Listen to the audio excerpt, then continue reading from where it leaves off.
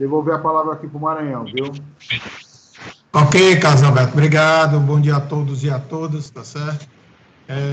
Mais uma vez é um prazer estar participando desse Fórum de Logística da ECIP, tá certo? Um ano muito complicado para a logística, tivemos muitos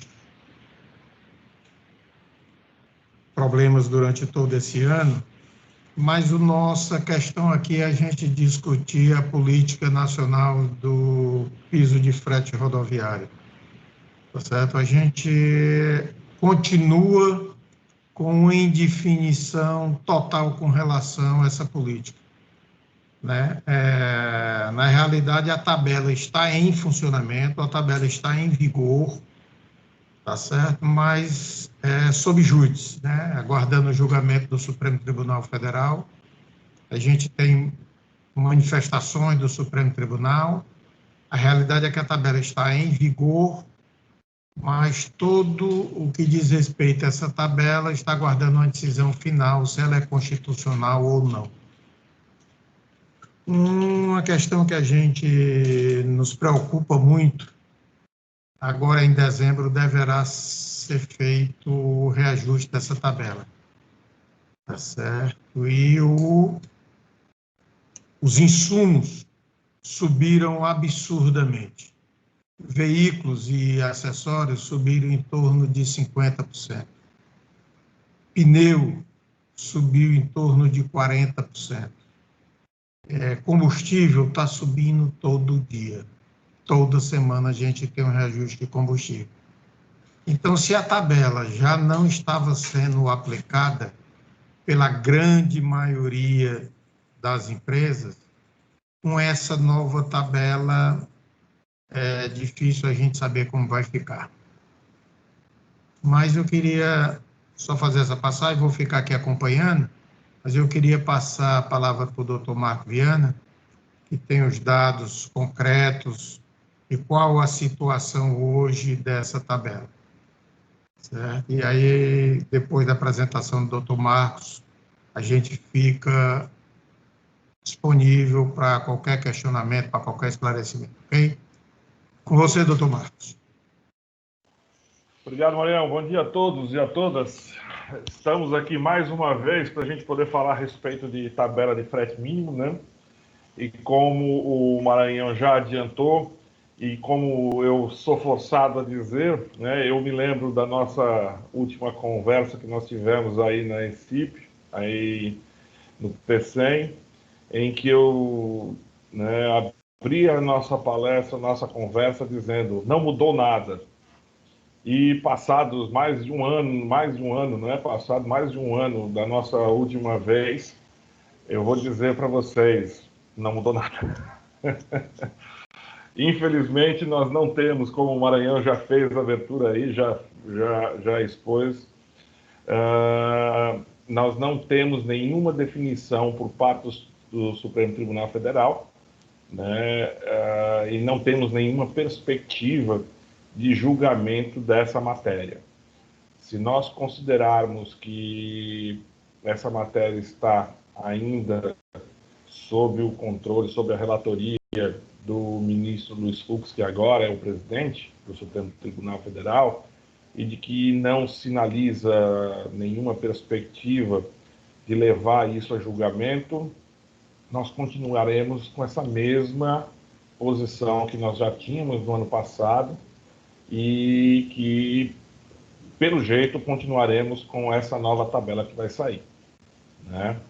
Nós tivemos recentemente, isso a gente vai discutir mais à frente, uma decisão da ministra do Supremo Tribunal Federal, se eu não estou enganado, a Carmen Lúcia, que reforçou, ratificou a legalidade dessa tabela e, mais uma vez, jogou para o julgamento do mérito a decisão final, certo?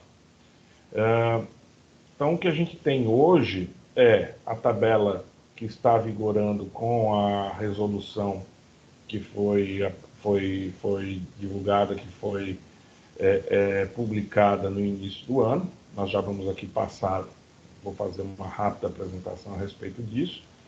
E fica ainda a indefinição. A tabela de fretes mínimos, a legislação que a criou, ela é ou não é constitucional? Certo?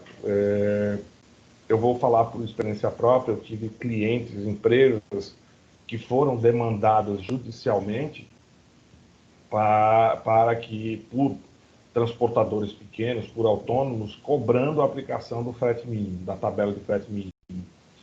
E em todas as ações, certo, os processos foram suspensos e permanecem suspensos sob a condição justamente do julgamento do ministro Luiz Fux, né, desse processo siga em frente, que ele tenha andamento.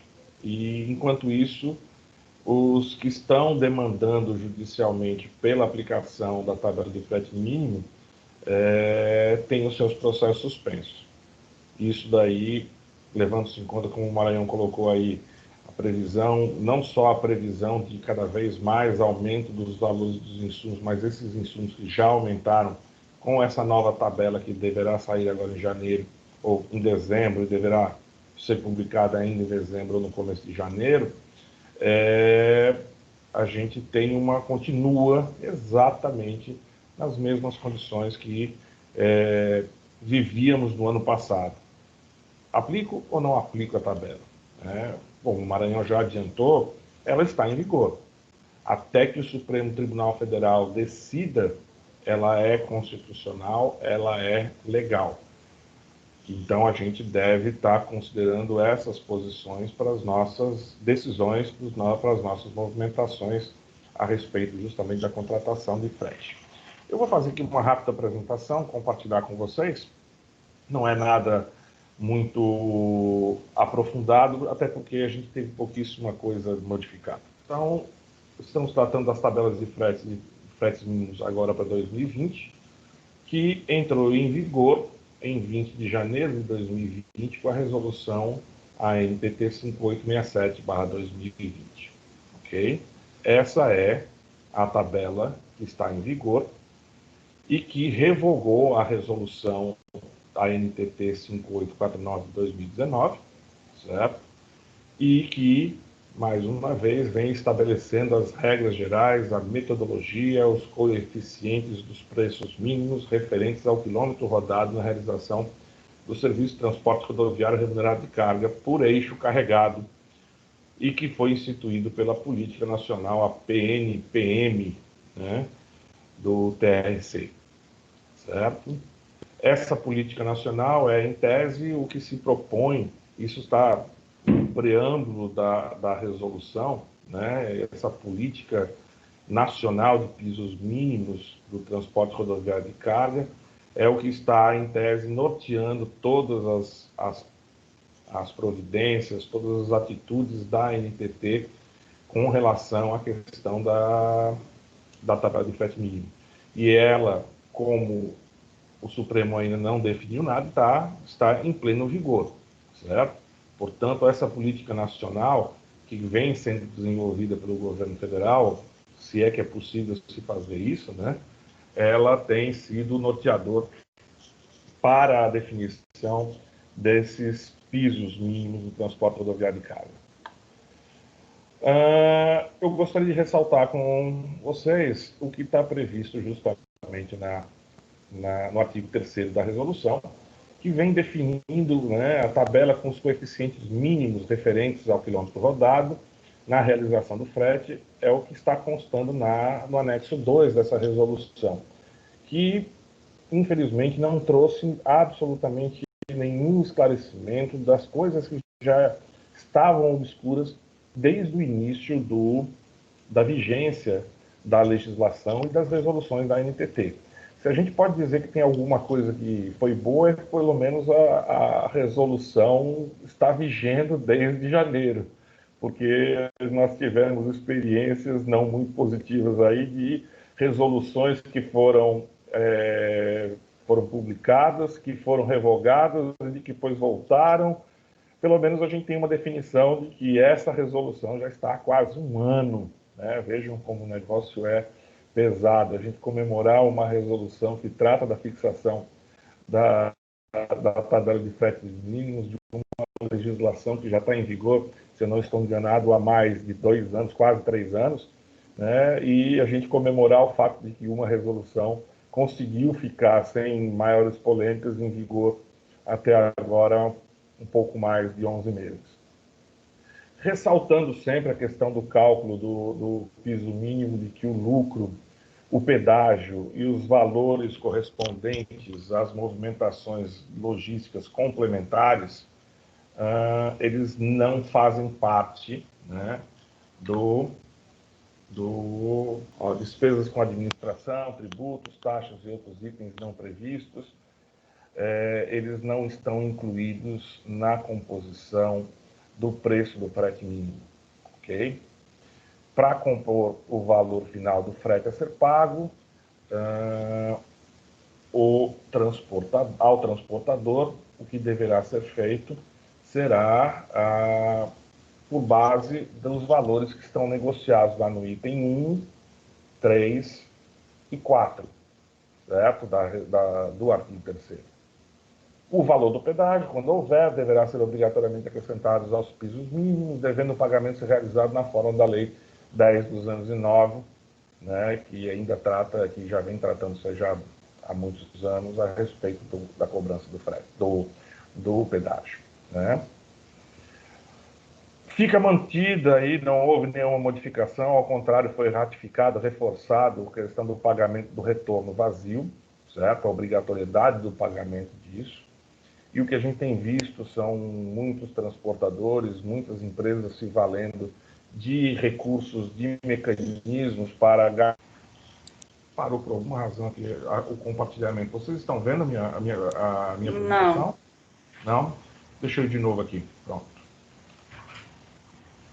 Ok, voltaram a ver? Agora sim. Tá preto, mas tá... Pronto, agora foi. Ok. Então, como eu estava dizendo, hoje em dia o que a gente tem visto são muitas empresas de transporte passando a adotar recursos tecnológicos para evitar essa questão do retorno vazio, certo? Porque isso tem sido, obviamente, um desestímulo para a contratação de empresas ou de profissionais autônomos que se valem da condição de estar retornando vazio. Obviamente também porque o custo se eleva consideravelmente. A gente tem aí visto cada vez mais a ampliação de aplicativos, de software, de sistemas que permitem a criação e a participação junto a esses aplicativos que garantam, né, que quando o transportador inicia a ida, ele já tenha praticamente contratado, se já não contratado, o retorno, e assim tendo condições de negociar com seus clientes, com seus embarcadores de uma forma mais favorável, né? Porque realmente o que a gente tem visto é um desestímulo dos embarcadores na contratação de empresas de autônomos que não tenham essa condição. Mas, legalmente, o pagamento do retorno vazio continua, certo?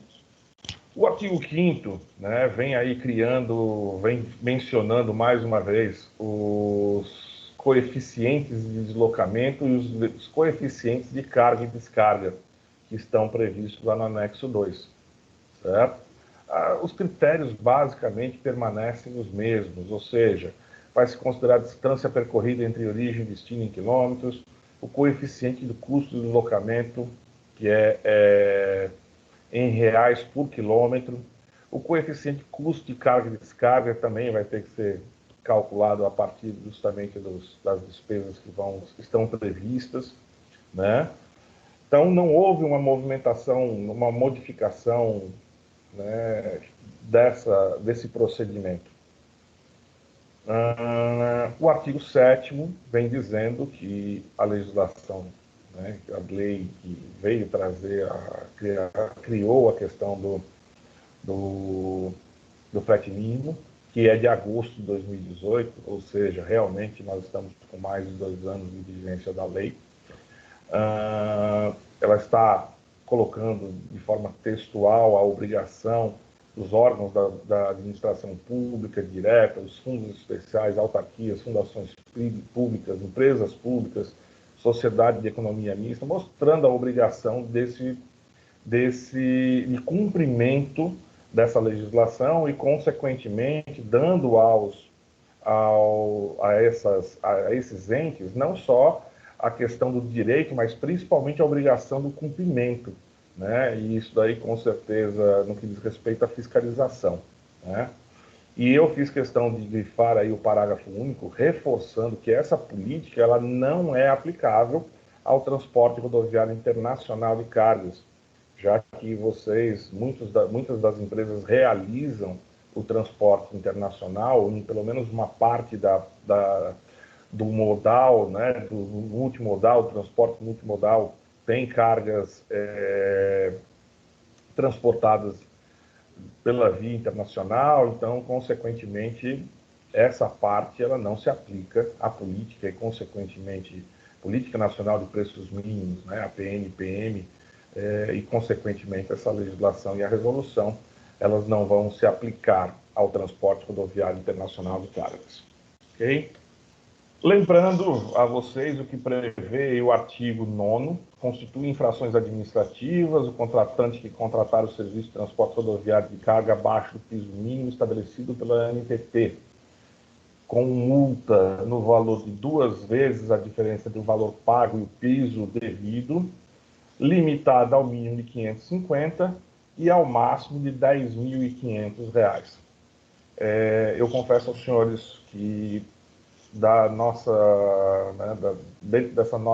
circunscrição, seja do SETCARS, seja da FETranslog, nós não temos notícias de empresas sendo autuadas em função do não cumprimento da tabela de frete mínimo. E como eu disse, as empresas que foram demandadas por transportadores também não foram ainda, tiveram nenhum tipo de condenação. Por quê? Porque o Supremo Tribunal Federal, com a posição dele hoje de não ter julgado, faz com que todas as ações estejam suspensas, né? Então, a responsabilidade do contratante que contrata o serviço com preço abaixo da tabela do preço mínimo, vai ter o pagamento da multa. Os responsáveis por anúncios que ofertarem contratação, multa no valor de R$4.975. Os contratantes, transportadores, responsáveis por anúncios, agentes de mercado e tal, multa de R$5.000. Contratantes que contrataram a operação de transporte de alto desempenho e não apresentaram os registros, multa no valor de 2 vezes o valor da diferença do valor pago e frete mínimo, limitado ao mínimo de 550, ao máximo de 10.500. Certo? E aí eu fiz aqui só uma nova transcrição. É importante a gente mencionar que a resolução que está em vigor agora de janeiro de 2020, ela basicamente repetiu todas as disposições das resoluções anteriores, né, que não foram revogadas. Mas, inclusive, a questão da definição das penalidades. Mas eu confesso aos senhores, eu não conheço ninguém que tenha efetivamente ainda pago essa penalidade, certo? Ainda que a resolução esteja em vigor, eu não percebo por parte da NTT uma disposição para realmente fiscalizar, por razões óbvias. Sempre que isso daí for discutido, vai se levar a discussão a respeito da constitucionalidade da lei que instituiu, né, a política de preços do a tabela, certo? Então, a gente vem dizendo mais uma vez aí os critérios da lei 13.703, e eu acho que é necessário que a gente precise voltar, ainda que eu tenha colocado aqui, a questão da oscilação do preço do óleo diesel no mercado nacional superior a 10% para mais ou para menos. Como o Maranhão disse, a gente tem enfrentado quase que semanalmente variações de preço. Então, isso tem reforçado a ideia de que nós vamos ter realmente uma tabela nova agora, ainda em dezembro ou início de janeiro, certo? As questões de tipo de carga ainda permanecem as mesmas, consequentemente, muitas das dúvidas que nós tínhamos também permanecem as mesmas, certo? O que a gente vai vendo é o mercado tentando se adequar ou buscar soluções que a lei, as legislações não trazem. Então, vai muito pelo critério tentativa, acerto, tentativa, erro. Se não for dessa forma, a gente estiver dependendo somente da legislação, a gente vai ter ainda as mesmas coisas, os mesmos problemas, as mesmas controvérsias, certo? Então, o artigo 4º da Lei 13.703 permanece toda aquela questão de que tem que refletir os custos operacionais de transporte, com a priorização dos custos referentes ao óleo diesel e pedágios, e aí a gente vai vendo como a legislação trata que a priorização deve ser dada em relação aos custos de combustível e pedágios, mas a gente vai vendo, como o Maranhão fez aí, questão de mencionar outros custos que compõem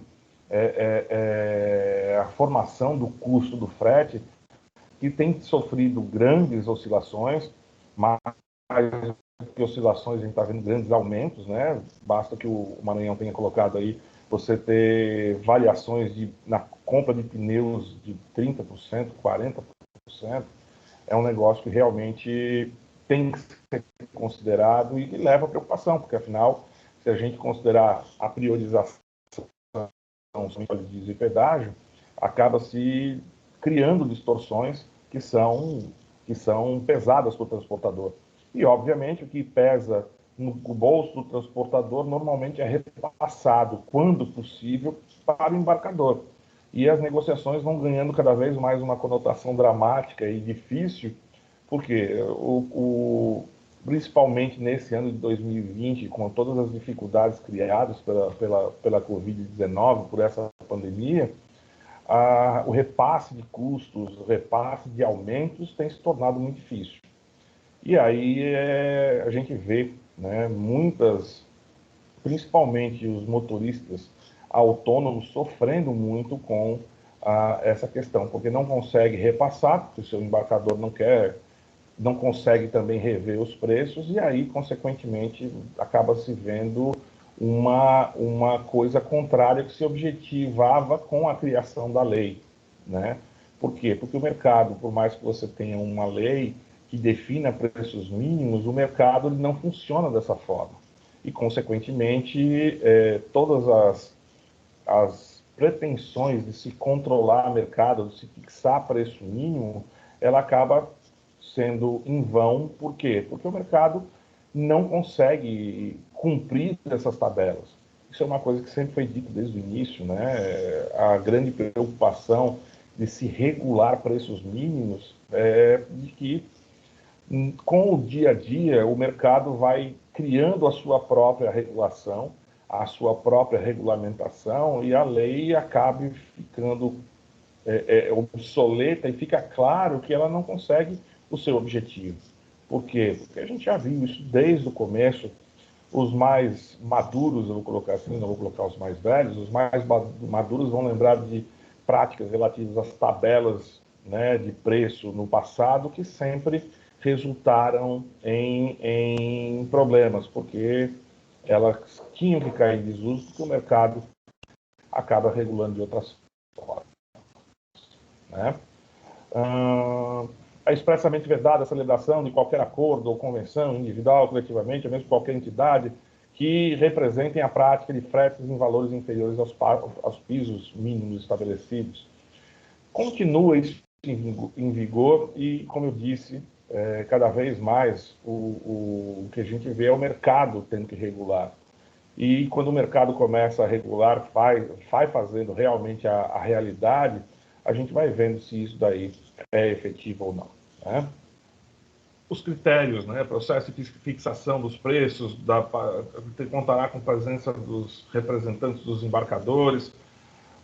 Marcelo Maranhão está embarcando hoje para Brasília e com certeza vai trazer para a gente depois mais novidades a respeito da junta CNT, junto aos órgãos que representam os transportadores, né, a respeito da definição desses critérios. Vamos ver se a gente traz alguma novidade decorrente justamente dessas questões que envolvem preços. Ok? Eu vou aqui parar a minha apresentação, certo? Vou voltar aqui para o fórum, vou poder voltar a ver vocês. E a gente vai abrir aqui para a conversa, para o debate, certo? Para poder ouvi-los, principalmente, as demandas, as dúvidas e principalmente as controvérsias desse mais um ano de tabela de fretes mínimos. Eu volto aqui. Doutor Marcos. Oi, Marcelo. Oi, Manuel. Eu queria só fazer um complemento na explanação do doutor Marcos. Duas coisas. Primeiro, reforçar que a tabela está em vigor, tá certo? Quem não estiver trabalhando com a tabela pode estar criando um passivo enorme, tá certo? Então, essa é a primeira grande observação. A tabela está em vigor, ninguém sabe quando vai ser julgada, nem como vai ser julgada, tá certo? Hoje, essa tabela está sob a relatoria do ministro Fux, que atualmente está na presidência do Supremo Tribunal, e o que a gente sente é que ele não tem disposição nenhuma de colocar isso para o pleno julgar essa situação de constitucionalidade ou não dessa tabela. Outra coisa que a gente tem observado muito, e isso em todo o país, é que com as alterações da legislação trabalhista e com a grande redução das questões trabalhistas, das reclamações trabalhistas, tá certo? Esses escritórios que eram especializados em fazer reclamações trabalhistas estão se preparando e coletando dados, tá certo? Para que, caso essa resolução seja dado como constitucional, eles ingressem com uma quantidade enorme de ações, tá certo? Contra embarcadores e transportadores pelo não cumprimento da lei, tá certo? Então, isso é uma questão muito complexa, muito complicado. Não se sabe o tamanho desse passivo que existe hoje no país, tá certo? Então, é preciso se ficar muito atento a isso, tá certo? Algumas empresas deixaram, inclusive, de contratar caminhoneiros autônomos, agregados, por essa indefinição de como vai ser esse passivo. Porque esse passivo, caso seja julgado constitucional, ele é líquido e certo. Você tem um registro na NTT de todas as viagens, de quanto deveria ser o valor e de quanto foi pago. Então, não tem muito defesa para isso, não. Tá certo? Então, é preciso ter muito cuidado com isso. Eram essas duas colocações que eu queria botar. Carlos Alberto, com você. Obrigado. Primeiro, doutor Marcos Viana, eu vou abrir aqui a questão de pergunta. Estou vendo aí muita gente aí do setor. Agradeço aí a presença de todos, né? E aí a gente abre aí a questão para a gente aproveitar aqui o doutor Marcos e o Maranhão, que vai com uma viagem aí para resolver muita coisa, né?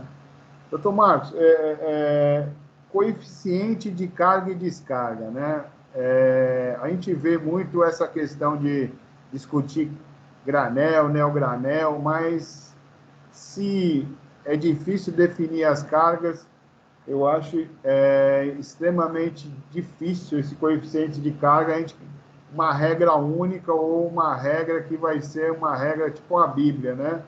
E vai ter tantas situações, né? Se é paletizado, se não é paletizada, se é sacaria, se é produto perigoso. Então, esse coeficiente de carga e descarga, assim, eu não milito na questão do transporte direto, mas você poderia explicar mais ou menos como essas variações de definir esse coeficiente de carga e descargas aí, para a gente poder entender na questão da lei, né, na questão jurídica? Hoje nós temos 12 tabelas, tá certo? Doutor Marco, estou respondendo, não sei se você ouviu a pergunta do Carlos Alberto, estava travado aí, eu acho que travou novamente. Mas vamos lá. Hoje existem 12 tabelas de 12, digamos assim, modais diferentes, tá certo? Para cada um desses modais, foi utilizado um coeficiente diferente, tá certo? De carga e descarga. Dependendo do tempo que vai ser utilizado para carga e descarga, e do tipo de equipamento utilizado para carga e descarga. Por exemplo, vamos lá para o granel, no caso, grãos e minérios, tá certo? Esse coeficiente é bem menor, porque o carregamento, ele normalmente, ele é feito ou por pá mecânica ou sobre um silo, tá certo? Não utiliza praticamente mão de obra. E o descarregamento, a mesma coisa, efetuado pelo motorista, sem grandes situações. Quando você vem para o granel pressurizado, que também é uma carga granel, no caso de cimento, de cal, de farinha de trigo, de cinza, tá certo? Você faz, se necessário, a utilização de um compressor auxiliar e leva mais ou menos 1 hora para você descarregar uma carreta de granéis pressurizados. Então, e você tem aí um custo mais elevado, além do equipamento adicional, você tem consumo de combustível, você tem um adicional para o motorista, você tem uma série de situações. Então, para cada tipo de transporte, para cada modal dentro do modal rodoviário, existe um cálculo diferenciado para cada um. Por exemplo, se você vai para o fracionado, você hoje tem, chegando em Fortaleza, carreta com 900 conhecimentos, 900 notas fiscais diferentes, tá certo? Então, isso tudo vai ser separado, vai ser registrado, conferido, então tem um custo completamente diferente. E assim por diante, tá certo? Então, para cada modal, a gente tem uma base de cálculo diferenciada. Pronto. Vocês voltaram a me ouvir? Não sei se vocês Sim, estão me doutor vendo. Não sei se Sim. vocês estão me vendo. Perfeito. Ouvindo tá, mas vendo não. É porque a minha internet deu uma oscilada aqui, eu vou ficar sem a câmera para poder Não, melhorar tranquilo, doutor Marcos, tranquilo. Até porque é bem melhor ficar só ouvindo do que olhando, né? O visual não acho essas coisas, não. Mas como o Maranhão colocou, né, trazendo alguns exemplos, essa questão da definição dos coeficientes, quando você vai considerar de carga e descarga, as modalidades de cargas diferentes, a coisa foi pensada realmente com o objetivo de facilitar e fazer uma adequação. O problema é que continuam os problemas. A variedade das modalidades, do tipo de carga, das condições específicas de cada um dos tipos de transporte dificultam ainda mais essa situação, né? Então, o problema é como o Maranhão colocou, a legislação está em vigor, certo? Se for considerar a aplicação de qualquer valor ou de valores muito próximos do custo, a tendência é de que isso daí realmente crie problemas. Mas eu vivi situações de transportadores, de embarcadores, em que no meio do frete o transportador ligou e falou assim, olha, eu não consigo terminar desse jeito, então vamos rever aqui. Né? E, de certa forma, acabou se tornando refém do transportador autônomo, certo? Porque estava com a carga carregada, tinha prazos e tudo mais, e, de certa forma, estavam dependendo de uma redefinição de valores contratados. E isso daí é problemático e perigoso, né? Em que pese a gente falar assim, ok, mas transportador, eu tenho aqui um preço contratado com você, eu tenho aqui definição de procedimentos, de valores, mas eu não consigo. E mais do que o custo do frete, o atraso na entrega das mercadorias muitas vezes é extremamente prejudicial, né? Então, essa definição de custos é realmente uma coisa complexa e que a gente continua vendo que ainda é problema. Eu queria só, Maranhão, colocar uma situação, né, que você vai viajar, você vê como esse coeficiente é muito dinâmico, né? Assim, eu vou dar um exemplo aqui de uma carga siderúrgica, né? Então, às vezes, se você trabalha só na parte manual ou uma empilhadeira e não trabalha com implementos adequados, tem uma hora que você pode levar, para o mesmo container, levar 4 horas, como 30 minutos, por conta dos implementos. Eu acho que mais uma vez, o excesso de regulamentação e legislação que o Brasil impõe à logística, né? Então, num container de produto siderúrgico, você tem esse tal nível de variação, 4 horas ou 30 minutos. Por conta, o que é 30 minutos? Porque desenvolve implementos especiais para fazer em 30 minutos. Mas, se você faz na carga geral, apenas com mão de obra e pilhadeira de 12,5 toneladas, você leva 4 horas para o mesmo container. Então, cada vez mais, a gente hoje tem aí um ministro que reputa-se como um dos melhores desse governo, mas que está indo muito bem na infraestrutura, mas nessa questão de organização e de logística, a gente sente muita dificuldade aí. Mas eu queria passar aí a palavra para qualquer outro participante que gostaria de colocar questões e aproveitar aí o Maranhão e o Márcio. O Carlos Alberto, deixa eu só colocar uma situação. Nós, enquanto instituição, somos frontalmente contra a tabela, tá certo? Quem regula o preço é o mercado. Não adianta a tabela para cima e para baixo. Segundo, que é impossível você contemplar todas as situações numa tabela de preço. Nós precisaríamos aí de centenas de tabelas de preço. As operações são muito diferenciadas, cada uma tem sua particularidade. Você pega carga a granel, tá certo? Você tem uma variedade enorme de carga a granel. Quando você vai para o fracionado, e aí é que você pega um fracionado com 5 notas fiscais, é um fracionado. Você pega um fracionado com 900 notas fiscais, é um fracionado, o custo é completamente diferente. Completamente diferente. Então, você tem num país com as dimensões continentais como o Brasil, você tem diferentes preços de insumo. Você tem combustível com preços diferentes no país todo.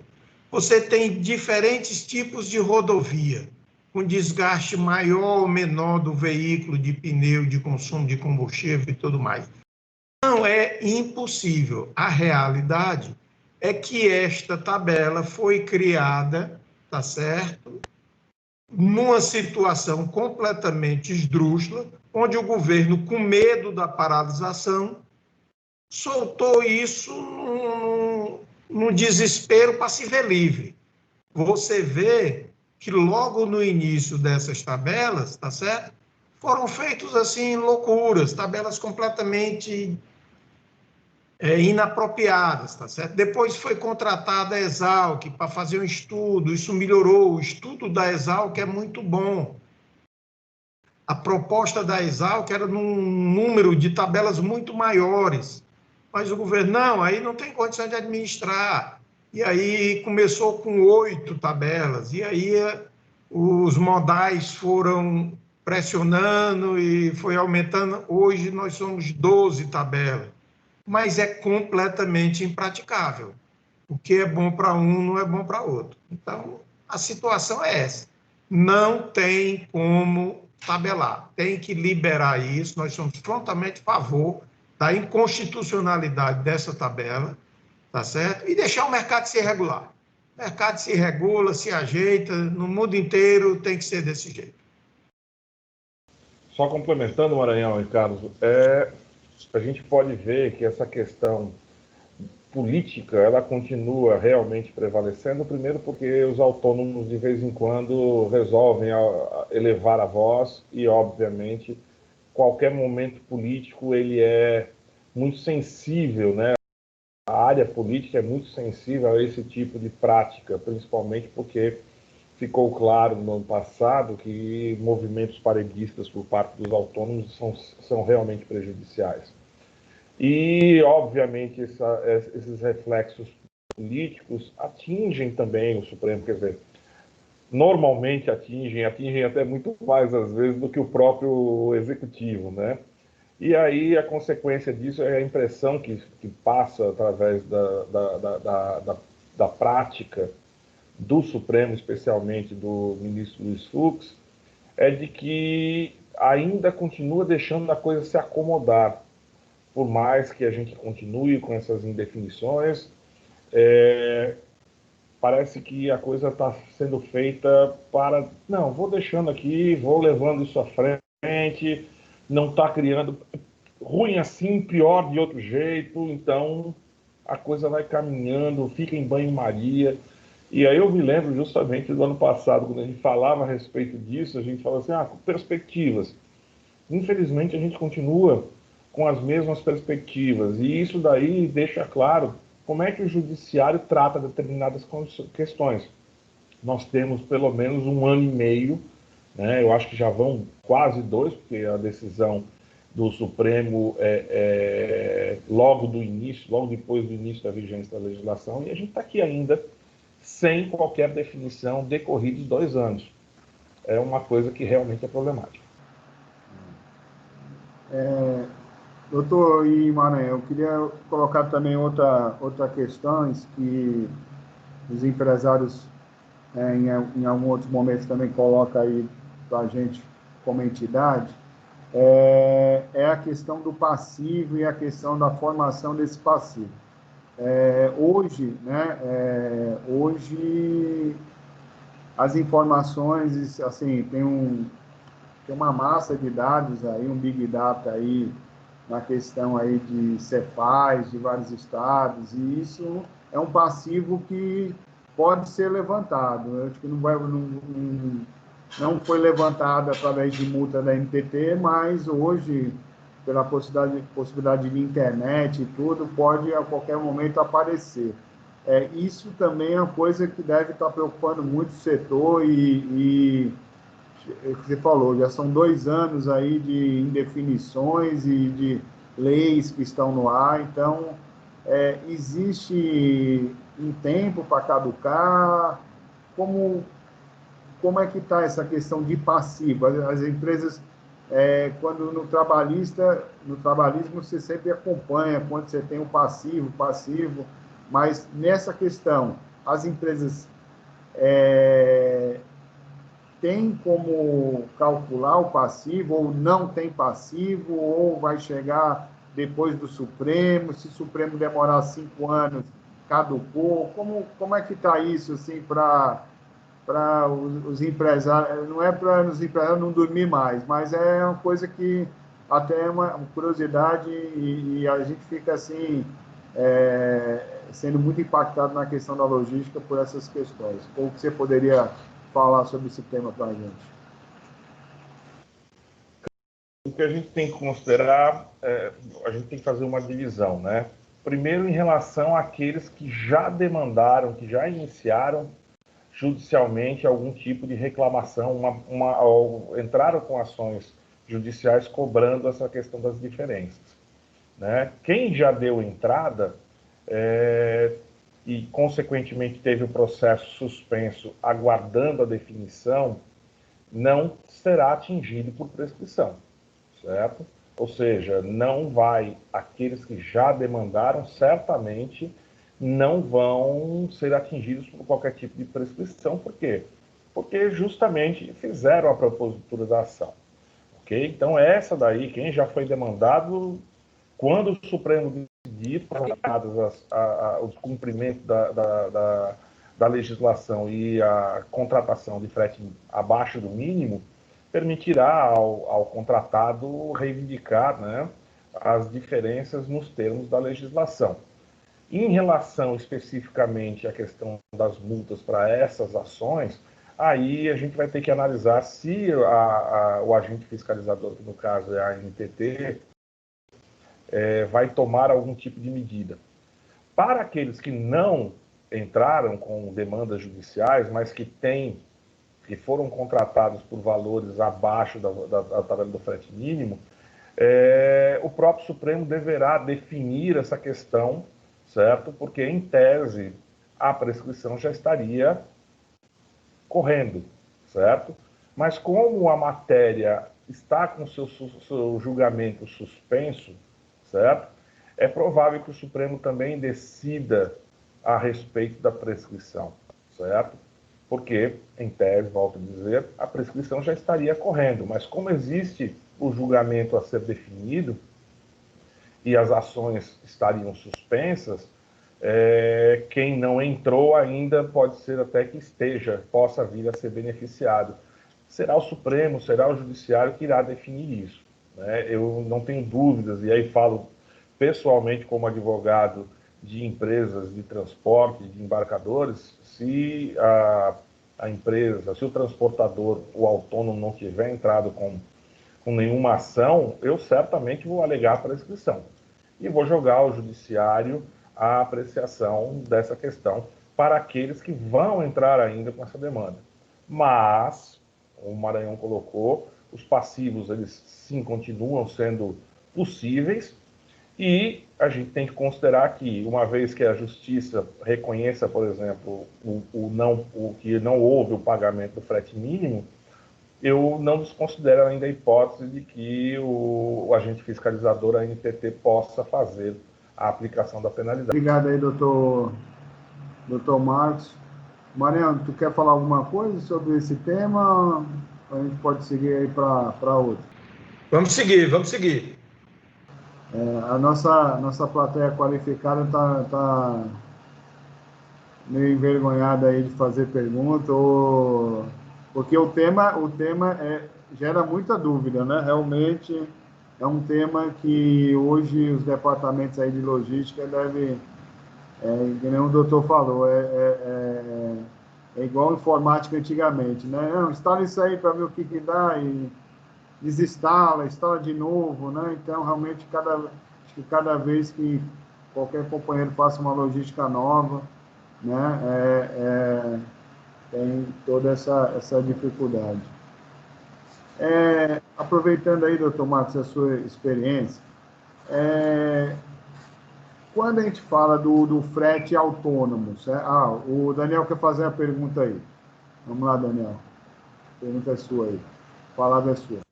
Agradecer essa presença ilustre aí do Maranhão e do Dr. Marcos, trazendo luz sobre um assunto tão importante, né?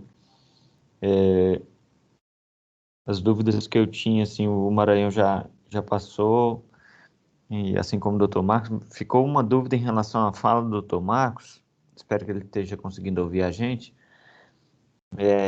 que ele falou sobre... Sim, Daniel, estou te ouvindo. Ótimo. Ele falou que a Carmen Lúcia ratificou a constitucionalidade, né? E aí eu queria saber, assim, você tem um painel, Marcos, de como está isso em relação aos 13 diferentes STFs que nós temos hoje no país? Você tem esse painel aí, como é que ele está? Daniel, aí você me pegou, viu? Na verdade, a Carmen Lúcia, o que ela falou foi ratificar que, por enquanto, a legislação está em vigor e, consequentemente, até que haja uma definição constitucional, né? Até porque foi o que o ministro Fux fez, certo? Não existe ainda mapeamento disso, né? E isso daí é uma reflexo, isso é, na verdade, uma demonstração de que a matéria não será tão cedo apreciada, certo? Não existe ainda uma definição clara do posicionamento dos outros STFs, como você colocou, né? Mas a gente tem que imaginar que a gente tem as nossas instituições, a gente tem CNT, a gente tem NTC, que estão tentando medir isso, e eu desconheço qualquer tipo de estudo, vamos dizer assim, mais aprofundado a respeito do posicionamento, do entendimento de cada um desses ministros, né? Como eu disse, isso daí tem muito a ver com influência política, né, os reflexos políticos, e pode ser que quem pense alguma coisa hoje deixe de pensar amanhã, a depender dos ventos que batam, né? E então, até mesmo a própria Carmen Lúcia pode dizer, e acredito que, pelo que eu vi da decisão, a sinalização é: olha, até agora está valendo, certo? E até que o Supremo diga alguma coisa, tem que se aplicar a legislação. Então, não dá ainda para a gente poder cravar uma estimativa, uma perspectiva a respeito de como o Supremo vai se posicionar a respeito disso. Só complementando, doutor Marcos. Daniel, o que a gente vê é o seguinte: ninguém quer meter a mão nessa cumbuca, tá certo? As instituições nacionais, Confederação Nacional do Transporte, Confederação Nacional da Agricultura, Confederação Nacional da Indústria, Confederação Nacional do Comércio, todo mundo solicitou a inconstitucionalidade da lei, tá certo? Agora, o governo está com medo da repercussão dessa inconstitucionalidade, porque a paralisação dos caminhoneiros autônomos, tá certo, trouxe grandes reflexos para todo o país, para a economia, para a política, para tudo. Então, o que acontece é o seguinte: ninguém quer tomar essa decisão. A realidade é essa. Então, vamos deixar isso aí, ver como é que a coisa vai ficar. Não tem, pelo que a gente tem acompanhado lá em Brasília, que a nossa assessoria jurídica da Confederação Nacional do Transporte tem acompanhado lá junto ao Supremo Tribunal Federal, é que não existe nenhuma disposição para votar. Não tem prazo para votar, o ministro é que marca, isso pode ficar aí uma semana, um mês, um ano, 10 anos, não existe. E a coisa vai rolando. Existe um consenso que é inconstitucional, tá certo? Mas todo mundo hoje tem medo da categoria dos caminhoneiros autônomos, principalmente o governo federal. Apesar de que, hoje, a dependência do transporte rodoviário de carga por intermédio dos autônomos tem sido reduzido dia a dia, tá certo? Principalmente o agronegócio, que é um grande consumidor do caminhoneiro autônomo, um grande contratador do caminhoneiro autônomo, tem adquirido frotas, certo? Isso é uma realidade, os números de venda de veículos estão aí para comprovar, tá certo? As transportadoras mais estruturadas têm aumentado dia a dia suas frotas e diminuído sua dependência do caminhoneiro autônomo, tá certo? Então, isso pode ter sido um tiro no pé que os caminhoneiros autônomos deram, tá certo?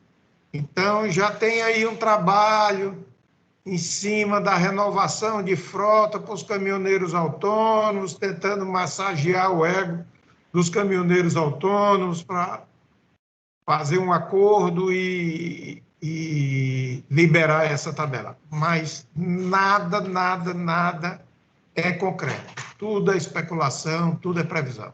Ratificando essa informação que você deu, Maranhão, tá perfeito. Eu não sei se você viu o último registro a evolução dos RNTRCs, de 18 para 19,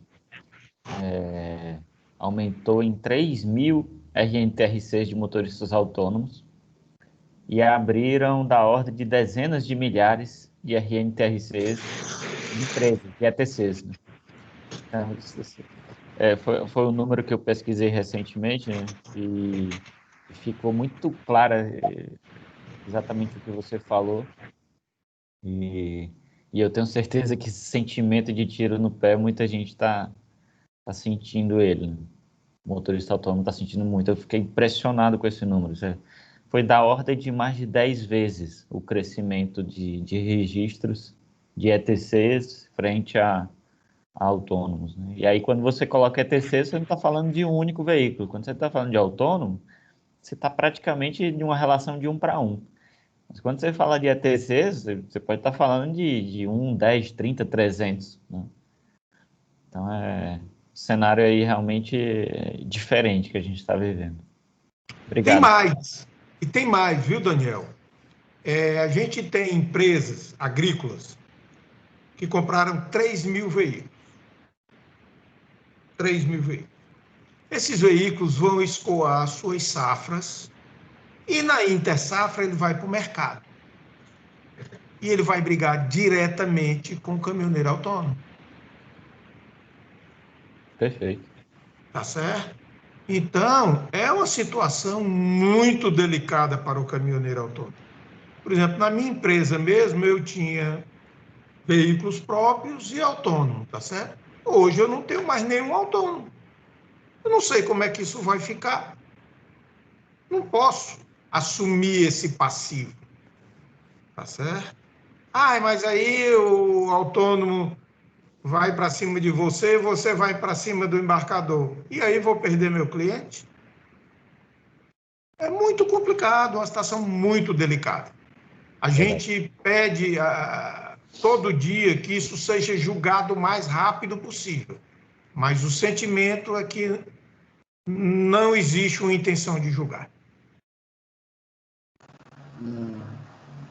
Pegando esse gancho, Maranhão, você vê, a gente está fazendo um paralelo a uma iniciativa que o próprio governo está fazendo, que é o BR do Mar, que uma das grandes gritas é a Empresa Brasileira de Navegação sem navio.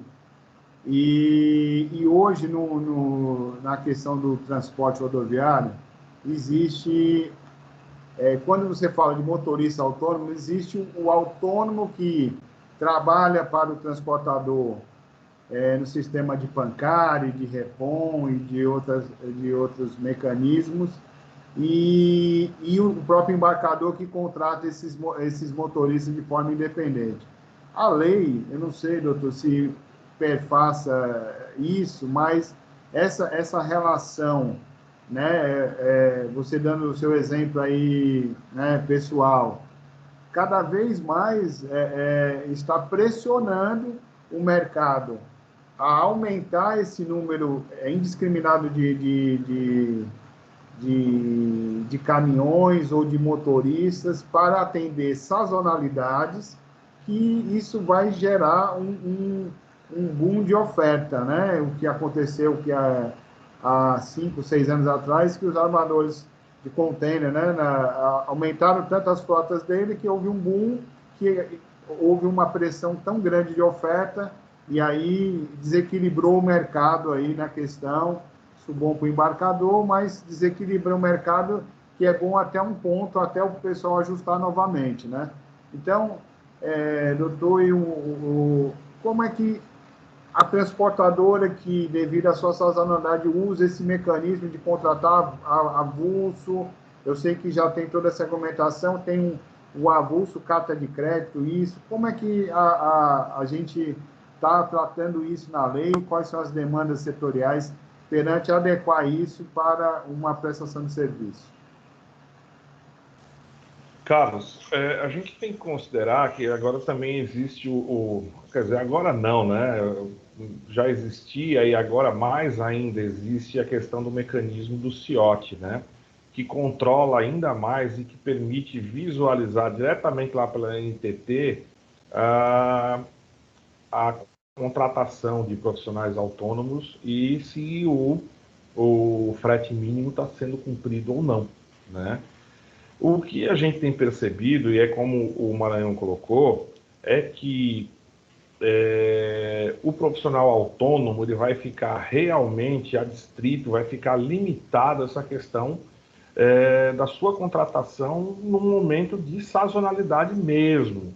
As empresas estão entendendo que, decorrente dos custos, decorrente dos riscos, em decorrência da própria viabilidade de um nicho de mercado que, por exemplo, o agronegócio nunca tinha percebido, é de que ele pode ter a sua própria transportadora, consequentemente transportar a grande quantidade, a quase totalidade das suas demandas pela sua empresa, né, fazer o transporte próprio, certo? Se valer, inclusive, de benefícios fiscais em decorrência disso, certo? E pensando assim, bom, se eu tenho aqui a minha transportadora, isso daqui já me vale como uma operação viável financeiramente, quando eu estiver na baixa, né, quando eu estiver na entre-safra, o que eu vou fazer? Primeiro que eu vou me valer dos negócios das outras atividades agrícolas para poder falar assim, olha, você é meu parceiro aqui, você não tem transportadora, mas eu tenho. Então, eu tenho aqui uma oferta para você que com certeza vai ser um custo diferente do que vai ser para o custo do autônomo. Então, eu vou aproveitar, o agronegócio vai ter o seu próprio ambiente de transporte, vai ter as suas próprias transportadoras para oferecer o negócio entre si, em custos, né, bastante satisfatórios ou mais satisfatórios que os custos dos transportadores autônomos. Pela mesma razão, ou seja, como o Maranhão colocou, tem aí o próprio agronegócio, o próprio produtor agrícola comprando dezenas, centenas de caminhões, o mercado não está tendo condições de atender essa demanda, consequentemente, bota o autônomo também no final da fila para poder atender, né? E fazer renovação de frota acaba ficando também limitado a poucos transportadores autônomos. Consequência, já nós vamos ter aí uma frota de autônomos cada vez mais obsoleta, que não vai justificar a contratação, certo? O que vai acontecer? A contratação do autônomo será cada vez menor e realmente destinada a suprir um momento específico ou uma necessidade específica do embarcador ou do transportador da ECT, certo? ETC, desculpe, do ETC. Então, o que vai acontecer? Nesse momento, a tabela ela não vai ter um poder tão grande para poder influenciar as decisões dos transportadores ou decisão dos embarcadores. Consequência é que realmente você tende aí, como o Maranhão bem ressaltou, você ter cada vez menos profissionais autônomos. Eles vão perdendo força, eles vão perdendo a condição de poder realmente participar do mercado. Por quê? Porque as empresas, seja pelo negócio próprio, seja as empresas de transporte, elas estão percebendo que conseguem atender essas demandas se elas fizerem o seu dever de casa. Houve recentemente eu estou falando da reforma trabalhista que foi em 2017, onde o principal custo, por exemplo, do transporte era a questão de horas extras, né? Por quê? Porque você tinha que fazer o transporte, certo? E isso daí, antes da reforma trabalhista, você tinha uma necessidade de rodar e, consequentemente, um passivo muito grande de horas extras. Com as modificações e com a chegada de várias tecnologias, com vários procedimentos diferentes, o custo do transporte ele já não é tão grande em função justamente dessa questão que envolve horas extras. Eu digo isso com tranquilidade, como advogado de transportadoras. Quando você teve a reforma trabalhista, isso daí foi modificado. Esse custo, por exemplo, deixou de existir, principalmente no custo das horas extras que eram cobradas quando o motorista estava parado esperando o carregamento e descarregamento. Quando esse custo deixou de existir, ou ele foi muito reduzido, isso daí viabilizou a contratação, certo? E viabilizou a utilização, por exemplo, hoje de equipes.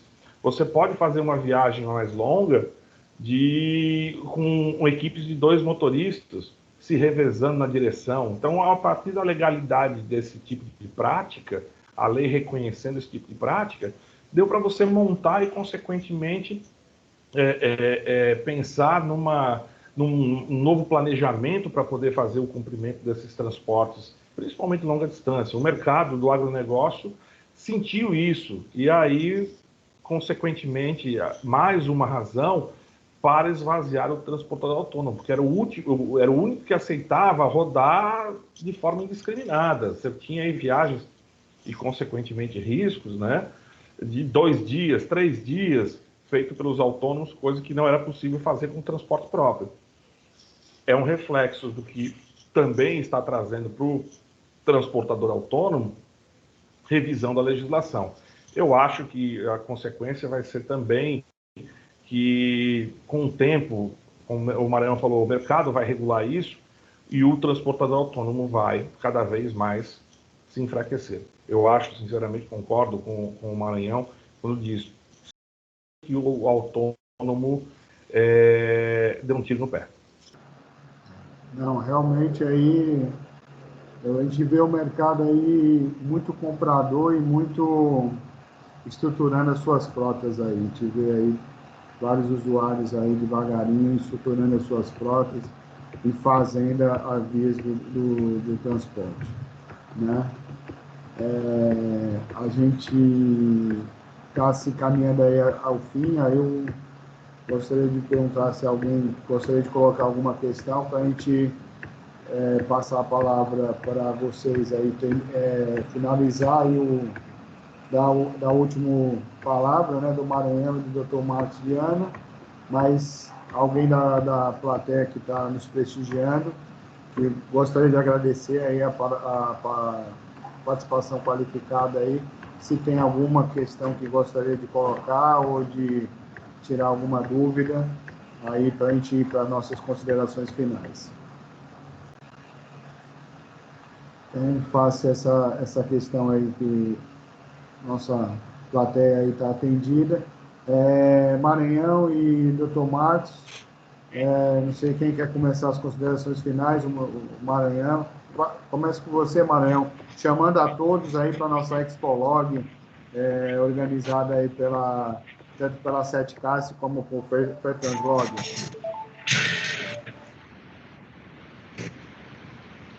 Obrigado, Carlos Alberto. Como você estava dizendo, a gente gostaria de fazer uma convocação a todos pela participação na Expolog, tá certo? Agora no dia 9 e 10, é isso, Carlos Alberto? Acho que sim. 9 e 10.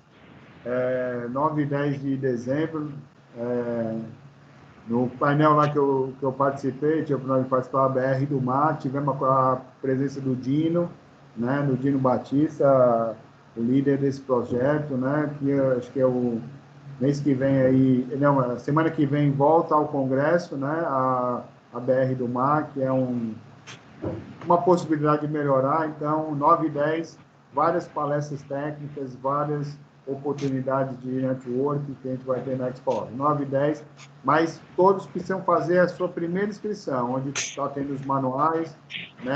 A sua primeira inscrição, ela não é aberta ao YouTube, é uma plataforma fechada que você vai ter a oportunidade de visitar os stands, visitar as palestras, deixar os seus comentários e fazer o seu network, mas você precisa fazer o seu primeiro cadastramento, tá bom?